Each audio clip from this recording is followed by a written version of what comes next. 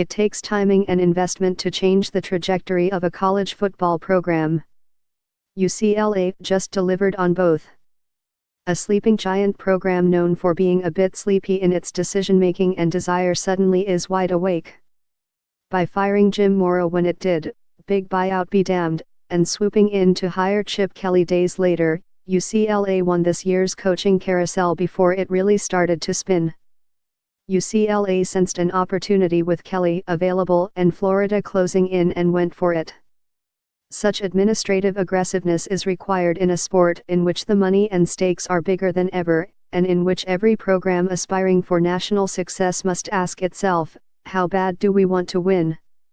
Until recently UCLA didn't have a strong answer. The school's substandard football facilities stuck out on an otherwise first-rate campus, an idyllic place where school and sports mixed well, but football never seemed to be pushed to the front of the line. Rick Neuheisel was right when, after being fired as UCLA's coach, he told ESPN Radio that UCLA takes a knife to a gunfight in college football's arms race. I think every program across the country has to make a determination as to what their expectation level is and then finance that expectation level, Neuheisel said in 2011, and in some places those numbers don't jibe. UCLA made a larger commitment with Mora and in August opened the much-needed, painfully overdue $65 million Wasserman Football Center on campus.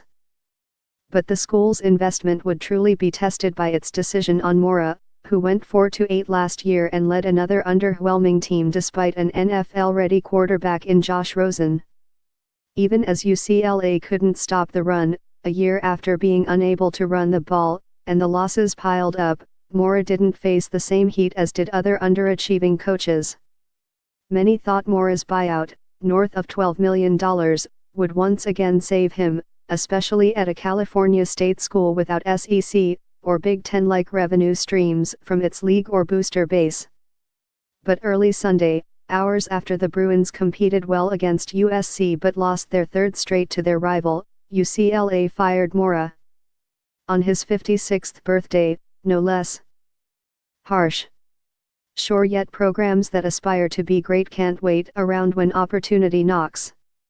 The Mora move surprised those in his camp as well as some around the UCLA program, accustomed to a more methodical approach.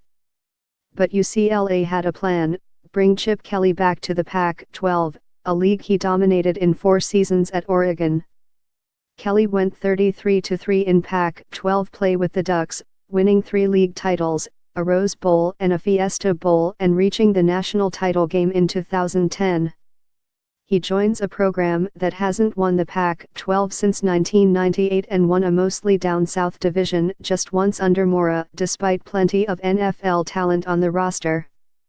Pac-12 coaches joke that UCLA is usually the second best looking team in the league but 5th or 6th in the final standings. Kelly is exactly the type of coach to blend substance and style.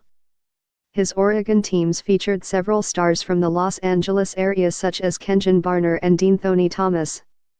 While Kelly had to expand his recruiting reach to Texas and other areas because of Oregon's remote location, he should have an easier time finding exactly who he needs in UCLA's backyard.